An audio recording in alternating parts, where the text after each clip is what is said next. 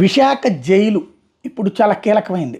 ఒకప్పుడు జగన్మోహన్ రెడ్డి అరెస్ట్ చేసినటువంటి సందర్భంలో, ఏది చంద్రబాబును అరెస్ట్ చేయించిన సందర్భంలో ఒక ఆస్పెక్టు జైళ్ళకి సంబంధించి సదుపాయాల గురించినటువంటిది చర్చ నడిచింది. అయితే ఇప్పుడు విశాఖపట్నం జైలు వచ్చేటప్పటికి పలు దఫాలు అనిత గారు విజిట్ చేయడం, అక్కడ ఉన్నటువంటి మహిళలతో కూడా ఇంటరాక్ట్ కావడంతో ఇప్పుడు ఆ మహిళలు హోంమంత్రి దృష్టికి తీసుకొచ్చినటువంటి అంశం ఏంటంటే, సెంట్రల్ జైల్లో విధులు నిర్వహిస్తున్నటువంటి కానిస్టేబుళ్ళు తమ కుటుంబ సభ్యులతో కలిసి జైలు ఎదుట ఆందోళన చేపట్టారు. ఏకంగా తమ డ్యూటీ టైమ్స్లో జైల్లోని ఉన్నతాధికారులు 12 గంటలు పెడుతున్నారని, ఖైదీల ముందు అవమానిస్తున్నారని ఆరోపిస్తూ నిరసనకు దిగారు. దీని మీద హోంమంత్రి అనిత స్పందించారు. ఈ ఘటన మీద నివేదికను కోరారు. జైళ్ల శాఖ విభాగాధిపతితో ఫోన్ చేసి మరి మాట్లాడారు.